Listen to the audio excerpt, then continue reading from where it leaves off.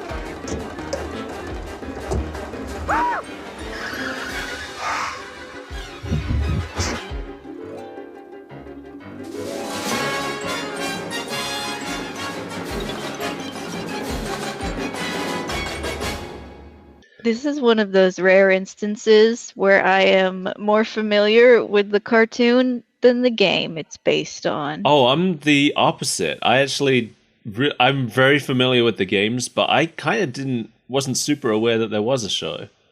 Really? Yeah, I mean, I'd heard of it, but I didn't know. Did you know it's still going?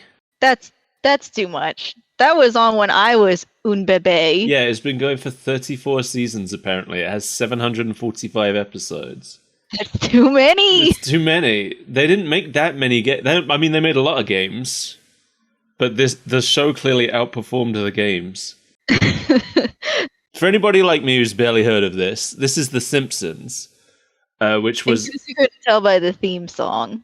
Yes, The Simpsons was an arcade game made by Konami, who actually had a pretty big run of making games that ended up being turned into more successful cartoons. Konami created Tiny Toons, Teenage Mutant Ninja Turtles, Animaniacs. And these are all things that apparently are better known for their cartoons than for the games that those cartoons were based on. So The Simpsons is an arcade beat-em-up game about an American family, which is... There are two different versions of this, apparently. I didn't know this. But there's a 2-player version and a 4-player version. Like, the actual cabinet is different. Mm-hmm. It seems like the game was designed with a 4-player version in mind. Because there's 4 players. Mm-hmm. Anyway. That's madness. I played on a cabinet that allowed... 6 players. It's too much. It's madness. Yeah, I've played the 4-player Ninja Turtles game, and you're all crowded around. It starts to feel claustrophobic. Yeah, people are hanging off the side of the cabinet. You're squinting from across the yard just to see where your character is. Yeah. Anyway, in the game, the plot is that the family are trying to rescue the baby, whose name is Maggie, apparently. Who's been kidnapped by the evil Mr. Burns in a mix-up with a diamond. I guess, Maggie has a diamond that Mr. Burns wants. So the family are trying to get Maggie back. Why does the baby have a diamond? Mr. Burns' henchman bumps into her and drops the diamond, and then she catches it in her mouth. Okay. And then he snatches her with it. There were a lot of other games that followed it, mostly centering Bart. There's the Bart versus the Space Mutants, Bart's Nightmare. The game was a huge success in North America, which I guess explains why the TV show is American. Oh. The Simpsons TV show first aired on Fox as a Christmas special in 1989, and then the show started for real in 1990. A Christmas special? Yeah, that was the first... Well, it wasn't the first time The Simpsons appeared on TV, but that was the first episode of the show. Okay. It wasn't supposed to be the first episode, but I guess they aired it first because it was Christmas. I guess that makes sense. The one we watched was the first episode they actually made, but it aired as the last episode of the first season because they had to hold it back and redo a bunch of the animation. Was it too bad? Apparently, yeah, it was bad. But I don't know. I liked how unpolished it was. That sounds like such a backhanded compliment. oh, well, what we're seeing isn't the stuff they redid. That's true. No, we are seeing the stuff they redid. We're not seeing what it was that they took away. But this wasn't the first time The Simpsons showed up on TV. They first appeared as a bunch of shorts featured on the Tracy Ullman Show before commercials, and then in a bunch of ads for Butterfinger candy bars. I remember those. Yeah, that was... it looks like The Simpsons Butterfinger ads kept going for like a decade, but... I mean, I still can't think about Butterfingers without thinking about Bart. No, I guess they did their job then. Oh, wait, I guess that's the opposite of what they wanted to happen. Think about Butterfingers and be like, man, I could really go for an episode of The Simpsons right now. But do you think of Butterfingers when you think of The Simpsons? No. See, I guess it failed then. Not unless they have product placement in it. The show started out a lot more grounded than the games were, with like realistic stories, because the game is pretty wacky. They're like fighting zombies and Bigfoots and stuff in the first game. I do that in real life. What's so wacky about that? Well, your life is wacky. But it looks like, from looking at what happens in some of the later seasons, it looks like eventually it started catching up with how wacky the games were. Yeah. It gets a little off the rails. It was animated by Klasky Csupo. I never know how you pronounce that, but that's my attempt. That's the Rugrats one, right? That's the Rugrats one, yeah. They're known for Rugrats, Our Real Monsters, Wild Thornberrys, and As Told by Ginger, among others. I remember they did some horrible McDonald's show at one point. I always assumed it was like Klosky Ksupo. I feel like I heard it pronounced somewhere when I was an infant, and maybe I'm just making that up. They used to say it at the end of every episode of Rugrats, but I couldn't understand the voice because it's like... So I don't know. I'll take your word for it. Well, clearly I'm coming from the same place that you are. I'm just more confident about it. I'll take that. Yeah, this show, all their other shows have this, I want to say, ugliness to them. Is that fair? You can say it. I don't dislike the shows. I love Rugrats. No, but stylistically, it's not. It's ugly. I would say it started out in Rugrats. I would say it's a charming ugly, but as we move into the 2000s, I think the charm wears off. Because they keep the same like ugly designs. It's just more polished looking. Yeah, and the more polished it gets, the less charming it is, and all that's left is the ugliness. Yeah. Now you just have these weird lumpy babies. But this, I honestly think this is probably the least ugly show they did, and that's probably in large part because they didn't do the designs for this one. They're working from someone else's homework this time. They just animated it ugly. Yeah. Although this, honestly, like, there's a few shots in this episode that I think look really nice. Again, I don't mean that in a demeaning way. I think that even as unpolished and sloppy as it looks, it's got a lot of charm. Yeah. So this episode is called Some Enchanted Evening. It's written by Matt Groening, who is credited as the creator. He also created Futurama, Disenchantment, and the Life in Hell comics, which are all way better known. He maybe designed the characters for the game. It's kind of hard to find out, because early Konami really didn't credit people well. Remember how we couldn't find out who did anything for Twinbee? Yeah, early video games in general never wanted to give anyone credit. Yeah. Like, isn't there a game where the Easter egg is just the credits? Yeah, there's a couple like that, I think.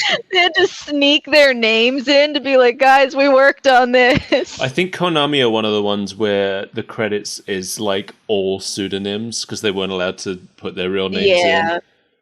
I remember Sonic 1 was like that. So like, I feel like Capcom was like that too. Yeah, I think you're right. And it was also co-written by Sam Simon, who wrote for The New Adventures of Mighty Mouse and Heckle and Jekyll. He wrote for Fat Albert.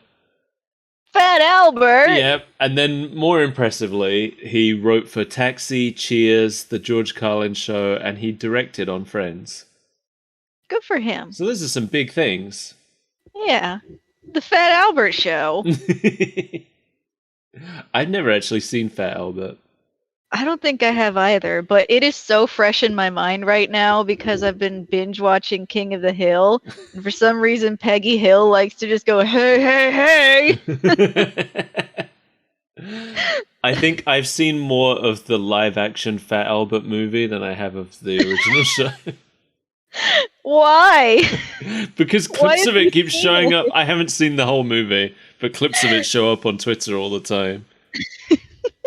The clip where Kenan Thompson jumps out of the TV as Fat Albert. At least I think it's Kenan Thompson. I'm going to have to look that up. Kenan. Yeah, because I don't know much about that movie, but his face is just stuck in my head in that red sweater. Yeah. Do you hear they're making a Good Burger 2? I think I did hear that. I don't know how I feel about it. No, me neither. Because so many of these nostalgia cash-ins are not good. No, and the thing is, I'm not convinced that the original Good Burger was good. I mean, I loved it at the time. Right. But I was 12. So what you're saying is we need to watch Good Burger and see if it holds up. Yeah, let's do it. Is it on Paramount Plus? Yeah, it is. I've seen it somewhere, but that was also a while ago. Well, the sequel's coming out on Paramount Plus, apparently, so... Dang it, I don't have Paramount Plus. Neither do I. That's okay, piracy is a thing. Woohoo! Can't keep us away from our Good Burger. Good Burger? We're not going to pay for Good Burger 2. I didn't even pay for the first one. I'm pretty sure I watched it on Nickelodeon. I rented it on a Nickelodeon VHS because I didn't have Nickelodeon. Was it orange? Yeah, of course. They all were. I just wanted to double check. I was like, am I making that up or is that a thing that happened? No, yeah, that was a thing. I had a bunch of orange Rugrats tapes. I think I might have had an orange Ren and Stimpy tape. I'm not sure about that one, though. I never had any Hey Arnold, which is wild because it's my favorite Nicktoon, and it always has been. I've been thinking a lot about Hey Arnold recently. Me too. I mean, I sent you that, like, middle of the night rant. I had the revelation that Helga's mom was an alcoholic. I had never realized. I don't think that's true because you and I have talked about that before. Oh, okay. Well, I think you just forgot that you had that revelation and then had it again. It does happen to me all the time. It does. Because I have to remind you that you knew that once before. Anyway, so about the opening, we didn't really talk about it, but the opening theme for the show is a medley of the game's title and credits themes, but it's played by an banger. orchestra. It's pretty good. And the opening sequence itself recreates a bunch of scenes from the game's opening, but with more animation. In the game, all the scenes of the characters going about their lives are like interspersed with screens introducing those characters, telling us their names and telling us a little bit about them. But the show's opening removes those and it just adds more to the end instead. Cool. The Simpson house is pretty accurate to how it appeared in Bart's House of Weirdness, which was the third game that got released.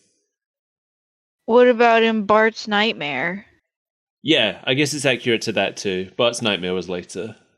Oh, I can't remember these things. The That's pretty much the game I'm most familiar with, so it's the only one I'm going to talk about. It's probably the one I played the most as well. I think the show might have already started when Bart's Nightmare came out.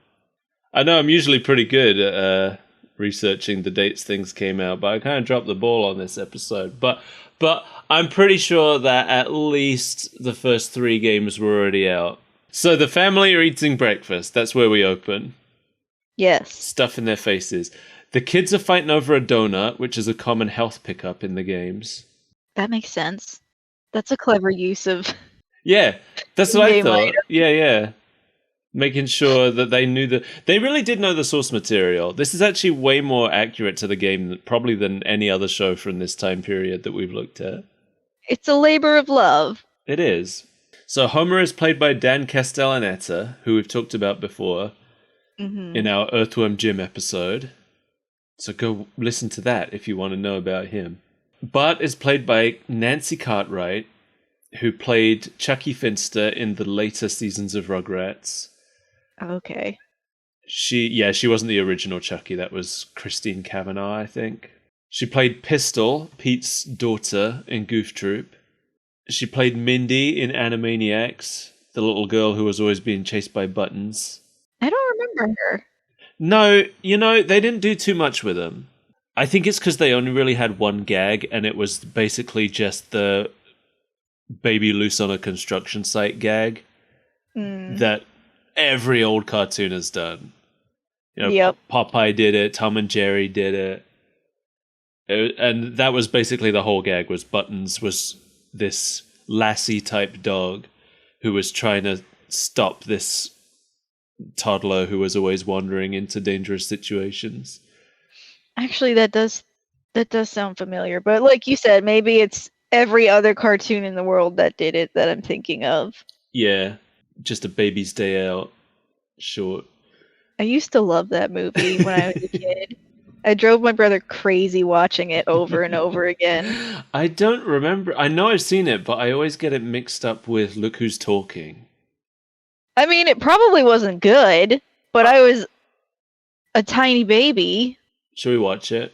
Let's watch it. After Good Burger. Yeah. Oh, apparently Nancy Cartwright was also the voice of Rufus in Kim Possible, which I did not know. The naked mole rat? Yeah, that is who that was, right? I think so. Yeah. Interesting. She's also done a ton of other things. She's one of those voices that you recognize pretty easily, I think. Mm-hmm. I remember hearing her in The Snorks once. It's Snorkin. Yeah. Lisa is played by Yardley Smith, who I mostly knew as the voice of Cecilia in We're Back, A Dinosaur Story. Because it's the exact same voice. Mm-hmm. She's also had small roles in a lot of live-action shows, like Mad Men, Becca, and Big Bang Theory. And Marge is played by Julie Kavner, who apparently at the time was best known for playing Brenda in Rhoda. I don't know what that show is. I've never heard of it. I'm too young, apparently. I recognize her voice mostly as being Timon's mom in Lion King 1.5. What? Yeah. How do you even remember Lion King 1.5? It's pretty good. Have you seen it? I haven't seen it since middle school. Is it that old? I didn't think it was that old. I think I saw it. I didn't see it until like years after it came out. I didn't see it until I got like a DVD box set of all 3 Lions King. I assumed I wouldn't like it because it's a Disney straight to DVD sequel or straight to video sequel, whatever it was. But then I finally watched it and I was like, oh, this isn't as bad as Lion King 2. I do remember not hating it, I but did. like it's been a long time. I didn't like Lion King 2, but I liked Lion King 1.5. All family members, all 4 of them, retain their voices from the game. Cool. The same actors who played them in the game came back for the show. But later on in the show, when Mr. Burns and Smithers appear, they get new voices. They don't have the same voices they used in the game. They're not. Neither of them are in this episode. Mr. Burns and Smithers aren't here at all. But when Smithers does show up in the show, he has his design from the game only for the first episode he appears in, and then he gets a new design for later episodes. I don't know why. Weird. And Mr. Burns eventually shows up in the show, even though he appears to die at the end of the game? That's not canon. Well, I don't know. Maybe the show takes place in a different continuity, explaining the lack of zombies. What if it takes place in a different universe? A different contained universe? Also possible. But it doesn't adapt the same story. When the kids run for the school bus, Marge holds up a couple of lunchboxes, and one of them has Krusty the Clown on it. And the other has the happy little elves. So I don't know about the happy little elves. I couldn't find anything about them. But Krusty is from the game. Krusty Land is the second stage of the game, and it's a theme park themed around this clown character. So yeah, Krusty gets a recurring role in the show. oh, okay. He got his own game eventually called Krusty's Funhouse. Was it fun? I believe it's about killing rats. So Homer leaves for work, leaving Marge alone with the baby, who falls asleep. And then Marge is lonely. The end. But she hears an ad for an on-air therapist on the radio and decides to call in. And then we see Homer at work at the Springfield Nuclear Power Plant, which was the final stage of the first game. I don't think the game established that he worked there, though, so... It's just a location you go to. Well, it's just where you go to fight Mr. Burns at the end. Maybe that's why Homer's there. He's not fighting Mr. Burns. Not in this episode. Oh, I see. Maybe. Yeah, Mr. Burns, you get in the game, you get there, and then first you fight Smithers, and then Mr. Burns comes out and puts on his robot suit, and then you fight him. And then he dies. Cool. You know he's dead because he has crosses for eyes at the end. That is how you check if somebody has passed. Yeah, check his eyes. Are they crosses? I'm sorry, ma'am, but your husband has X's for eyes. Did you check his pulse? No point. X's for eyes. Where are we? Marge has just called the on-air therapist. That's while right. Homer is conveniently listening to the radio at work. That's right. Oh, Dr. Marvin Monroe, the therapist, is played by Harry Shearer.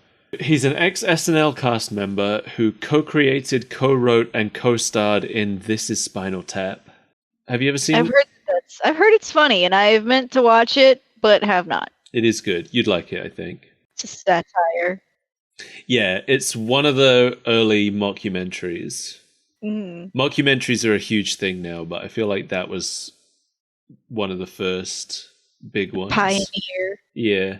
He's had lots of small parts in sitcoms and movies, often as announcers, reporters, or TV show presenters, because he has a perfect voice for that. Marvin Monroe comes from the game too. Oh, I didn't know he was in there. Yeah, he's an unnamed background character working a donut stand in Krusty Land. Cool. So they repurposed him quite a lot. They just did the old palette swap on him. Yeah, not even that much. He looks identical. They really just put a name on him and gave him a... I think for a lot of the characters in this, they just kind of mined background characters from the game, because the game has a lot of random background characters. Mm-hmm. And they really just were like, what designs do we have? Just throw them anywhere. And that's how this donut vendor became a radiotherapist. Maybe he's both. That's true. Maybe being a radiotherapist doesn't make the big bucks, so he has to vend donuts on the side. That's where the money's at. So Marge talks about her husband neglecting her in their marriage on the radio. Homer's co-workers recognize her as his wife, but he insists it can't be. He doesn't believe it until she accidentally drops his name. Yeah, and then all his co-workers laugh at him. His attitude here is so old-fashioned. What do you mean by that? Where he's like, My wife worships the ground I walk on. Oh, yeah. it felt very like Flintstones era, you know? Hmm. You know what I mean? This was a simpler time. This was the 90s. I feel like it wasn't that simple. I don't know, that felt old-fashioned even for then to me. But what do I know? I wasn't married in the 90s. Back at the Simpsons home, the kids are making a prank call to Moe's Tavern. Moe's Tavern comes from the game too. So they really mind it for content here. What was it? A stage? Yes, it was stage 4 in the arcade game. It's much bigger in the game than it is in the show, based on what we see here. It is just a tavern. Yeah. In the game, Moe appears as a background character, and you can see him using the phone, but the actual prank calling comes from Bart versus the Space Mutants, where you have to prank call Moe to get him to leave the tavern at one point. So he could be on the phone with anyone. He could be on the phone with anyone. He could be on the phone with a donut vendor. That's true. This episode actually uses the same prank call that comes from the game in Bart versus the Space Mutants. Hello, is Al there? Al? Yeah, Al. Last name, Kaholic. Classic. It does feel a little bit lazy that they just reused the same one, but I guess they were going for the callback and they come up with a new one later on, so. Yeah, whatever. It's a prank call. As long as it makes him angry. Moe is played by Hank Azaria, who I mostly knew as Agador from The Birdcage. You ever seen The Birdcage? No. Oh, you should. You'd love it.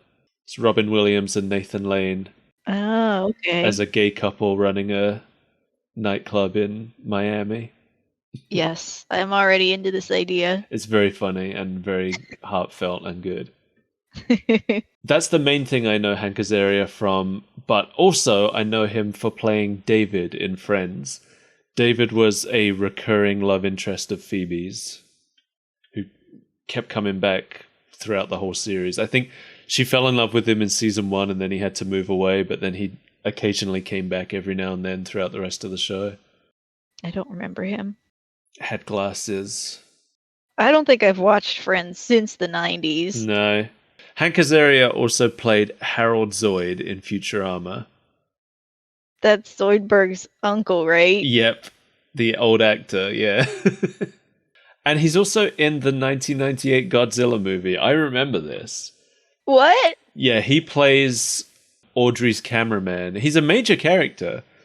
So Audrey is like the female lead of the movie. Mm-hmm. She's a reporter, I believe. It's been a long time since I've seen it. And he plays her cameraman who's following her around everywhere. That just made me think of the cameraman from Pokemon Ruby and Sapphire. Oh, yeah. Reporter you run into everywhere. Gabby and Ty. I was just going to say, Gabby and Ty. Did you ever watch Pokemon Generations? Uh-uh. There's an episode about Gabby and Ty. I think you told me that when it came out, and I just forgot to watch it. It's great. We'll do it for the show at some point. Oh yeah, that's the video games. Yeah. Homer is staying at Moe's to avoid going home. And Moe gives him some advice. I feel like that's the traditional role of a bartender in a story, isn't it? I feel like that's a traditional role of a bartender in real life too. I've had bartenders give me life advice. Have you? I have. Maybe it's an American bartender thing. Maybe. I think it specifically has to be the owner of the bar, Oh, yeah. tending bar, and giving life advice. That makes sense. So they get this other barfly involved in the conversation, whose name is Barney. Oh, yeah. Barney is also a background character from the game. He shows up in the Moe's Tavern stage, dancing by the bar. Just So dancing. he doesn't move too far. No, just swinging his arms around. It's weird. He's having a great time being a drunk. Yeah. Barney is also played by Dan Castellaneta, so He's sitting at the bar with himself. he's chatting to himself over the bar. It's a dark reflection of who he could become. So Mo tells Homer to buy Marge flowers and take her out for a romantic evening, and then to spend the night in a hotel. What a novel idea. I know. You ever, imagine needing a bartender to tell you this? To tell you to appreciate your spouse. Yeah. I laughed a lot at the scene where Homer goes to the flower shop. Yeah. Well, we have some beautiful long stem roses. They're $55 a dozen. One, please. Marge is just angrily waiting by the door, just staring angrily at the door, waiting for Homer to come home. While her children are starving. Yeah, they ask for food and she just roars at them. Yeah. I think it was like a tiger noise or something. Hey, Mom, how about some grub? It was not a human sound. No. But she's been waiting all day for him to come home so she can ream him out. And he has the audacity to be late. Meanwhile, he's standing outside in the rain with a box of chocolates and one rose. Practicing greeting her. He practices all these different ways to greet her when he goes in. But then she catches him opening the door and all he does is weakly hold up the chocolates and the rose. And it works. It did. All he said was, "I love you," and that's all it took. Yeah, well, all she wanted was the bare minimum. Yeah, I'm not saying it's ridiculous that it worked, but it worked. So the kids are making another prank call. Homer's telling Marge his plans for the evening, and he calls her Mon Frere, which of course I did means, like that. for anybody who doesn't know, that means my brother. Because he's taking her to a fancy French restaurant. Yeah. Marge calls a babysitting service, but the receptionist hangs up on her when she realizes it's the Simpsons. But before that, Marge picks up the phone in the middle of a prank call, and Mo is threatening her. That's true. Listen, you lousy bum, if I ever get a hold of you, I swear I'll cut your belly open. Goodness, must be a crossed wire. Homer has no idea that it's Bart that's doing this the entire time. Oh yeah, because he said to Mo, he said, I "You'll hope catch you him." get him one. Yeah. So yeah, the receptionist hangs up on them because it's the Simpsons, and then Homer calls back and gives his name as Homer Sampson. Hello, this is Mr. Sampson. Did your wife just call a second ago? No, I said Sampson, not Simpson. Thank God. The woman from the babysitting company is played by June Foray, who is a huge name in old cartoons. She was the original voice of Rocky the Squirrel. She played Granny in all the old Looney Tunes cartoons. She was Magica Dispel in DuckTales. Way too many roles to list. She was kind of the Mel Blanc of the early cartoon days. The female Mel Blanc, I mean. Mel Blanc was the Mel Blanc of the early cartoon days. I liked the joke where Homer shaves and then his stubble immediately reappears. Because I relate to that joke. So the babysitter shows up. It is Ms. Bartz. The Ms. Bartz is played by Penny Marshall, who is Laverne of Laverne and Shirley fame. What? Yep. I had no idea. Also, of course, Laverne of Laverne and Shirley in the Army fame. Yes! My favorite show! Call back to our first ever episode where we talked about Laverne and Shirley in the Army. When do we watch that? Did they get a video game? I wish. She also played Myrna in The Odd Couple. I've never seen that show, though. But here's one I'd seen, and I think you've seen, probably. You've seen Hocus Pocus, right? The movie? Yeah. Hell yeah. She plays the wife of the man in the Satan costume that the witches Oh, okay. mistake for the real Satan. I love those two. Yeah. She seems to come from Bart versus the Space Mutants, but in the game, she is a disgruntled cashier who serves as the boss of the mall level. She throws bags at you. Cool.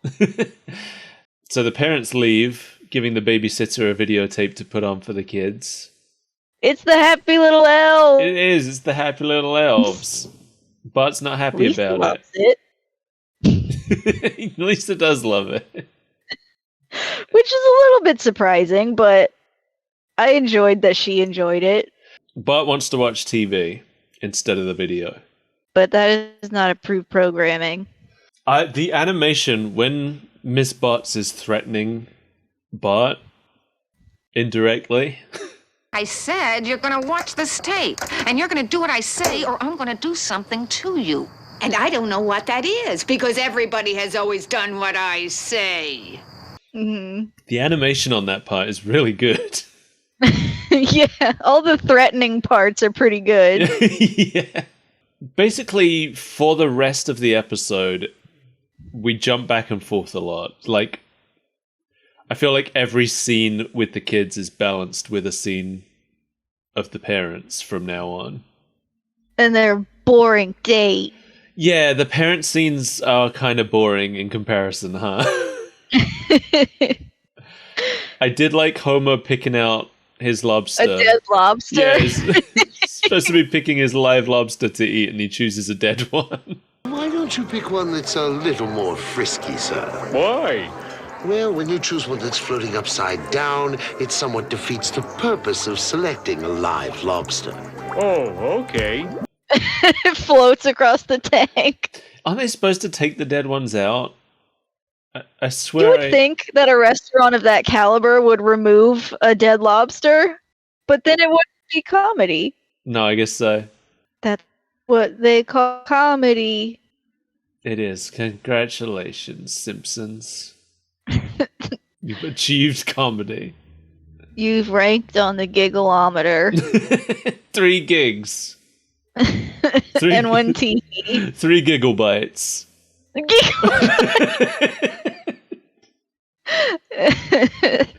I hate it. Waiter, take it back. The Happy Little Elves tape is horrible. I hated it. I loved it. I loved every second of it. It was too bad.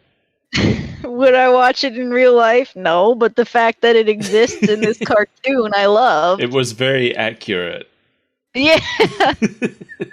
They achieved what they were going for, which is to satirize a lot of the cartoons of the period. But Bart gets up and changes the channel to America's Most Armed and Dangerous.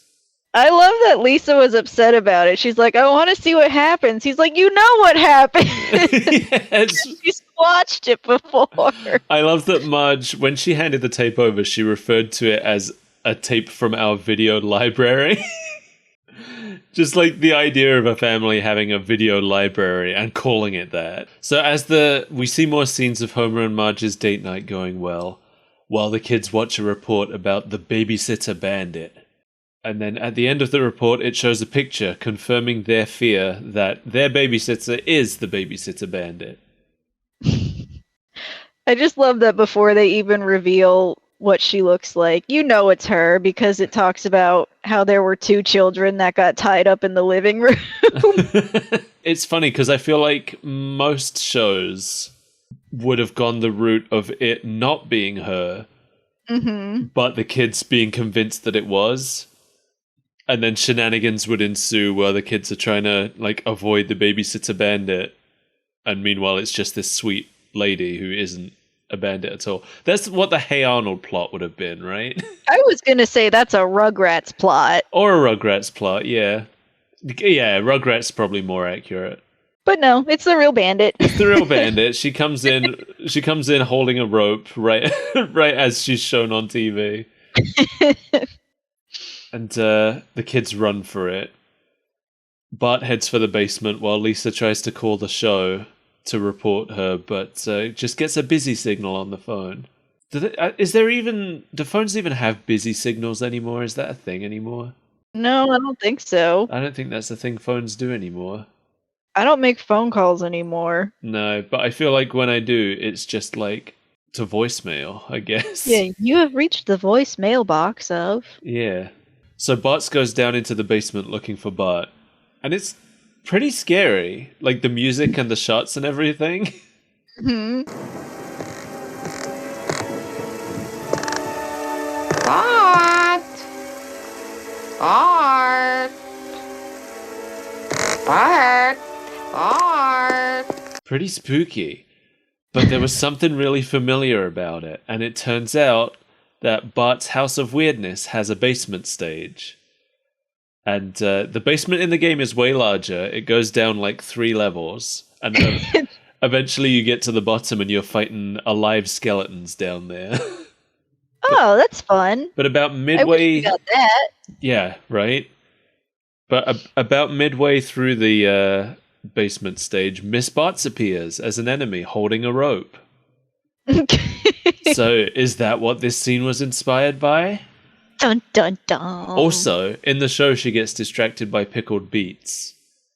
And in the room that she appears in the game, there's a hamster on some shelves nearby that throws jars of pickles down at Bart, so... Coincidence? Pickled beets? I think it might come from the game that came out first before the show. Definitely 100%. So Bart tries to drop a bowling ball on her, which is also a weapon from the arcade game that you can pick up and throw at people. But he misses. But he misses, yeah. But nice little, lots of good uses of stuff from the game here. Lots of good Easter eggs. They knew what they were making a show about a video game. They knew that. They had that in mind while they were doing it. It's the truth. Lisa gets through to the show, but she gets caught. She gets dragged out by the phone line. Couldn't do that joke today. Kids today don't know what a phone line is. Yeah, phones aren't connected to anything. Bart ties the kids up, and she unplugs the phone, and she puts Happy Little Elves on and leaves to ransack the house. I love how happy Lisa was. Yeah, she's content. Doesn't she say we might as well make the most of this or something? Yeah. Well, Bart's going out of his mind. Maggie escapes the crib, and she sees Bart's complaining about the worthless junk in the house. It's all kids' toys and junk. Yeah. But Maggie goes downstairs just in time to catch the end of the Happy Little Elves, and she wants to watch it again. So Lisa says she'll put it back on for her if Maggie unties her first. And apparently she does. Yeah, then Miss Bart sees Maggie wandering through the house and follows her, following the sound of the sucking pacifier. Maggie, where are you? Maggie. Maggie. Yeah, like I know that's just the sound that she makes, but you try to think of a real world analog and it's a little confusing. My sister had a similar thing. My sister had a sippy cup that was extremely loud.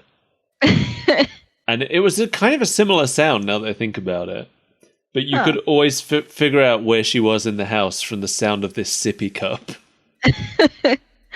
Okay, well, I guess that's a thing that happens. Yeah, I don't know if I've ever heard of a pacifier being this loud, but... Yeah. A sippy cup, yes, I've absolutely heard of a loud sippy cup.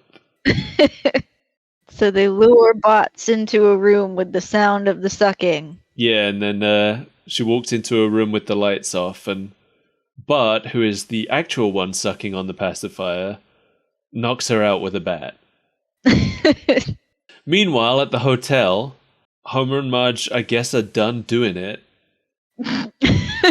Homer's gone to sleep. Yeah, Marge's hair is messy. Like in the only way that a beehive hairdo can be messy, it's just got little strands hanging off of it now. Mm-hmm. She asks Homer if he'd mind her calling home to check on the kids, but he's already fallen asleep, so she just does it. But no one answers. Yeah, the kids escape through the bedroom window via the treehouse, which appears here just as it did in the opening to Bart versus the Space Mutants. Full of space mutants. Well, there aren't any space mutants in the treehouse. You know, there actually are space mutants that appear in this episode on posters and things, but they aren't the same space mutants from Bart versus the Space Mutants. Weird. Yeah, completely different designs. I guess there can be different kinds of space mutants. I guess. They're not limited to just one design. I guess, but when they already had the ones from the game to work with, I don't know why they wouldn't use them.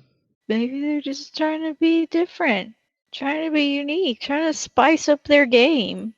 They're going to be running for 34 years. They didn't know that. They knew.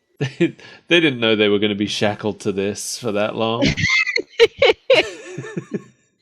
Trapped in the Simpsons bunker, unable to escape. So Marge insists they go home because she's not getting any answer on the phone. Meanwhile, the kids call America's Most Armed and Dangerous from a payphone. What was the phone number? 1-800-YOU-SNITCH? You squeal. You squeal. Yeah, you snitch was what Lisa almost dialed by accident. Right. The parents show up, find all the lights on, and Miss Bart's tied up in front of the TV. Watching the happy little elf. Wide-eyed and like almost out of it. All she says is, Please turn off the TV. That was a great delivery. I loved it. It was really good, yeah. So Homer unties her, helps her to her car with her bags, which are, of course, full of the Simpsons' belongings. He comments on how heavy they are. Yeah. And then he gives her triple pay and apologizes. To buy her off. Yeah.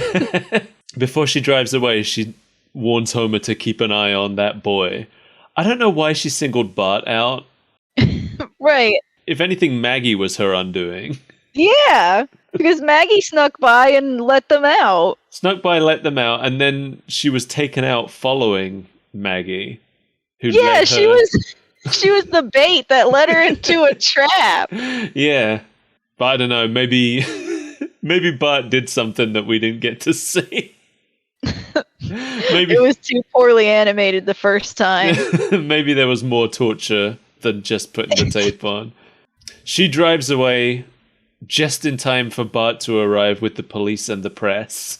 Just as Homer is saying that he released the babysitter. Yeah, Homer grabs Bart and starts yelling about the babysitter, and then the press start questioning him about whether or not he just released the babysitter bandit. Aided and abetted her. Aided and abetted, that's right. I just had to untie your babysitter and pay her off so that... Excuse me, sir, are you saying to the world that you just aided and abetted the escape of the notorious babysitter bandit? The what? The babysitter bandit. Oh, are you sure this microphone works?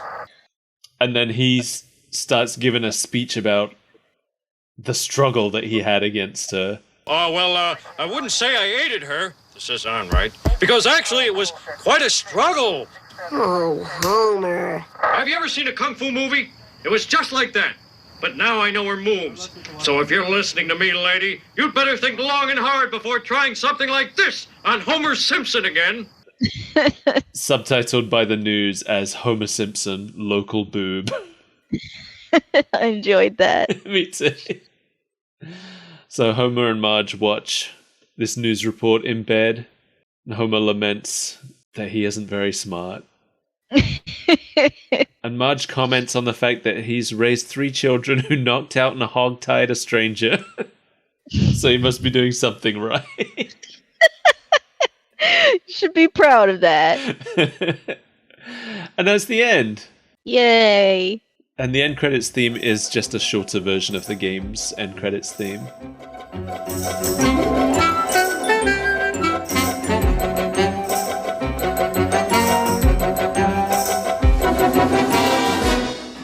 Which is also a banger.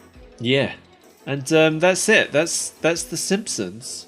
It was fun. It was. I know that later seasons get better, but it's a good start. Well, better before they get worse. Well, I wouldn't know about that. Like I said, I know the games. Mm-hmm. I didn't really know there was a TV show. I know you played Tapped Out. I know you played the one game. Yeah, the Simpsons game. Yeah. Yeah, for the I played the Wii version and then I traded it in and got the 360 version because it was better. I played a lot of Bart's Nightmare. There's a bunch of games I haven't played. There's a lot of Simpsons games, but I feel like I played the main ones. I played the big players. Mm-hmm. Simpsons arcade game was one of the first games I ever played, probably. Because we used to go to the arcade. Mum used to take me to the arcade and we used to play the Simpsons arcade game. So, should we talk about the legacy of this? Yeah, let's see what dubious legacy could have come from the little-known franchise called The Simpsons. Well, this episode gave names to a lot of background characters from the game who didn't have names in the game. And it seems like those names have stuck, because a lot of the later games use them. Mm-hmm. In Tapped Out, a lot of these characters appear again, and they use the names that the show gave them. Wow. So, it looks like this little show had quite an impact upon the game series on which it was based. This little show had big dreams. I don't think we have much else to say. How did you like the episode, though? Oh, I liked it. I thought it was fun. I do wish they'd used more from the game. Like what? I would have liked to have seen... Because Mr. Burns is the main villain of the game. I would have liked to have seen him be the villain of the episode. Or at least set him up. I guess we saw the power plant. Yeah. I know you don't know a lot, but Mr. Burns, he does come up later. Okay. He's there. I would have liked to have seen more of the dancing zombies. Or maybe like the skeletons. Skeletons. For sure. Some of the ghosts, maybe. Mm-hmm. In Bart's House of Weirdness, in the basement is like full of these sentient dust bunnies that attack you. I would have liked to have seen those since they were in the basement. So what you're saying is you want the show to be 100 times crazier and less grounded. Like the games. Yeah. Yeah. It is, I guess, a little weird that they took it in such a serious direction, but I thought it worked. It's fine on its own. It's just a bit strange looking at the games on which it was based. Mm-hmm. It's like if they made a Mario movie and then it was set in like this dystopian Blade Runner future, you know? I would absolutely watch that. Yeah. And like the Goombas are like 7-foot dinosaur men. Mm-hmm. With horrible faces. It'd be weird. And then just Bowser was just like Dennis Hopper. Or like, imagine if they made like a Sonic show where Sonic is like living in these drab woods with where just he's an underground resistance fighter in a band. Yeah. Exactly. That would be terrible. Or well, like if they made a Street Fighter show where Ken and Ryu are just like Scooby and Shaggy. Anyway. The lines have blurred. I don't know how to contribute meaningfully. I don't know how to get back to the universe we came from anymore. I don't think it exists anymore. We're trapped in this one. Thanks for joining us, everybody. April Fools. We knew all along. If you've listened for an hour and 15 minutes, don't get mad at us. We're telling you now that it was all a joke. You've been fooled. If you get mad, then you're the April's fool. It turns out the April Fool is the friends we made along the way. If I convinced you I've never heard of The Simpsons, then joke's on you. I am The Simpsons. It's true. I've seen it. He has jaundiced skin.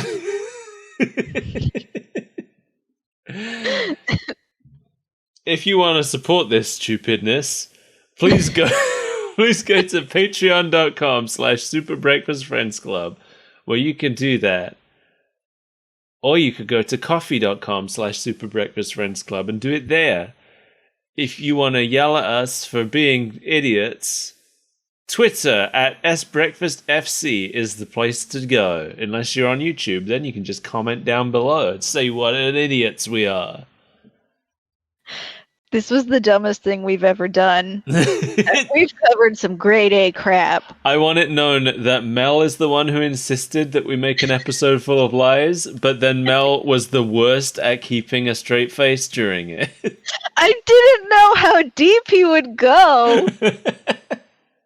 Yeah, no. I didn't think he would say that Konami invented the Teenage Mutant Ninja Turtles. I'm probably going to put the clips of Mel cracking up throughout the episode somewhere. See, I had it in my head that we were going to pretend that we were still familiar with the show, but act like it came after the games. Not that you had zero idea what a Simpson was. That's where, right out the gate, I was taken aback. Yeah. Well, we wouldn't have if it was anything else, we wouldn't have discussed it beforehand. I know. Like, there were so many times I wanted to ask, like, how are we going to do this? What direction are we going to take it? I was like, no. We save it for the podcast. Yeah. We air this bananas live. Because I did give Mel the option for us to just do the show in reverse, where we instead look at the game and look at where things in the game came from. But Mel was like, no, I want to do a lies. I want to do a podcast of lies. Because we have talked about doing this for like a year.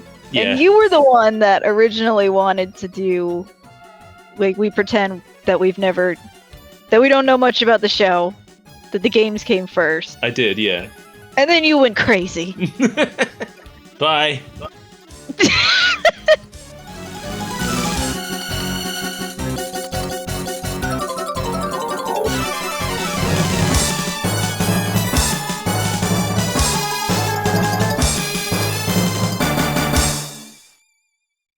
You said you wanted an episode full of lies. Yeah. I didn't think you would. You should have known I was going to commit. You should have known. I know.